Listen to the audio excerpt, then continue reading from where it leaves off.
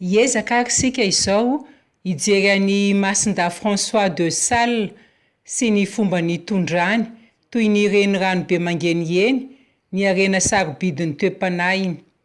Ho hitantsika ihany koa hoe ahoana no nanovozan'ny Don Bosco tamin'izany renirano izany, nanomboka tamin'izy mbola tanora ary nitohy tamin'ny fahalebiazany sy tamin'ny nanorenany ny fikambananay Salesian'ny Don Bosco sy ny anareo Filles de Marie Auxiliatrice ary ny an'ny Salesianina coopérateur koa.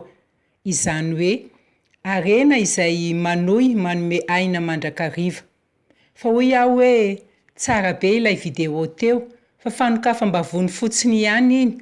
Ny vidéo tsara fa ny asa nanahirana be tamin'ny fotoan-dasa dia ny nanoratra.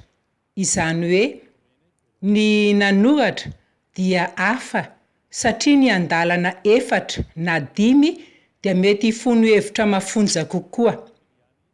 Tiako koa nefa ny milaza aminareo fa manomboka izao fotoana izao dia efa misy amin'ny fiteny samihafa ny teny fanentanana, ny étrenne, ka aparitaka amin'ny tontolo salesianina maneran-tany amin'ny fiteny pirenena lehibe 5, ka anjaran'ny firenena hafa no mandika azy indray rehefa avy eo. Izany dia ilazana aminareo fa efa vonona koa izy ity. Tsindriko etoana ny lanjan'izy ity. Inona avy ary ireo teboka lehibe mandrafitra ny teny fanentanana 2 sy 4 satria somary lavalava ihany izy tamin'ity taona ity.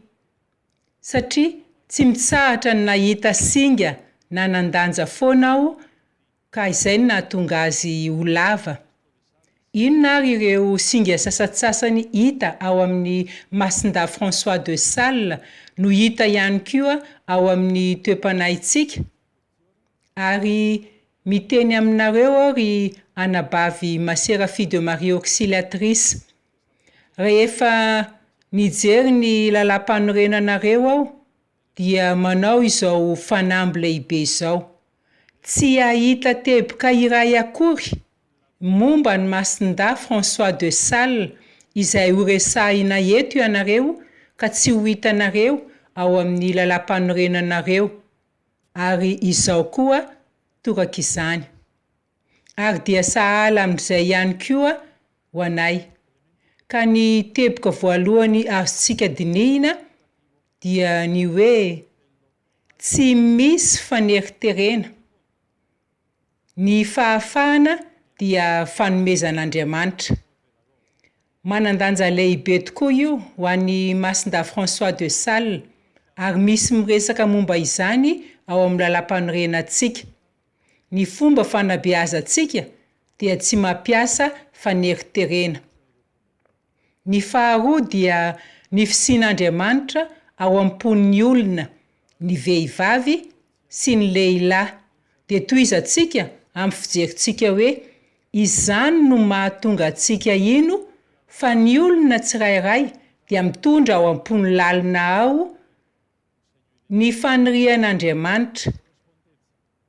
Hita ao amin'ny lalam-panorentsika sy atonta taratasy hafa ihany koa izany. Ny fahatelo dia hoe ny fiainana ao amin'Andriamanitra ary ny mifanandrify amin'izany dia ny hoe fampiombonana ho andram-piainana iray ny mpanabe lehilahy sy vehivavy ary ny tanora. Ny fahaefatra, ny halemem-panahy sy ny hamamihan-koditra. Fantatsika tsara fa famantarana antsika io. Izao no mifanandrify amin'izay. Io no mahatonga antsika hiara-iaina amin'ireo tanorantsika ao anatin'ny rivotry ny fianakaviana sy fitokisana ary fifampidiniana. Lazao amiko raha tsy efa fantatrareo ireo voambolana ireo, tsy marina ve? 5. Fitiavana tsy misy raorao sy tsy misy fepetra. Ny mifanandrify amin'izay ho antsika dia ny mampitombona ao amin'ny fianakaviantsika fa ny fakana tahaka ny faharetana nananan'Andriamanitra dia mampahita antsika ny tanora ao amin'ny toerana misy ny fahafahany. Ie, antsika Salesianina 100% izany. Hoy Masinda François de Sales hoe ilaina ny mpitantana ara-panahy. Tiako ny milaza fa mpitantana sy mpampianatra lehibe tokoa izy tamin'ny 400 taona lasa. Ampy ny mandinika izay voasorany ka nilazany fa ny fahamasinana dia natao ho an'ny rehetra, ho an'ny pretra, ho an'ireo olom-boatokana, ho an'ireny mpianakaviana, ho an'ireo mpiasa trano, ho an'ny mpanao divay. Tena tsara izany.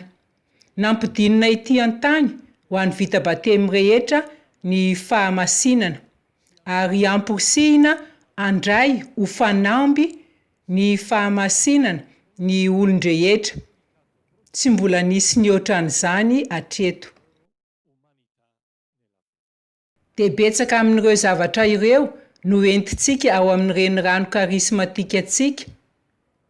Ka mino fa ny voan'ny fahamasinana sy ny hatsara-panahy dia hitantsika eny rehetra eny ao amin'ny tanora lehilahy sy vehivavy. Ary ny fahafito farany dia ilay lazain'ny Masinda François de Sales hoe hatramin'ny fiainana ny zavatra rehetra no ny fitiavana. Ka ny ilazantsika azy indray dia hoe ho tompona andraikitra izy ireo. Ny tanorantsika io lazaina io amin'ny firosoana sy fahamatorana tsikelikely amin'ny maha olona ao anatin'ny finoana.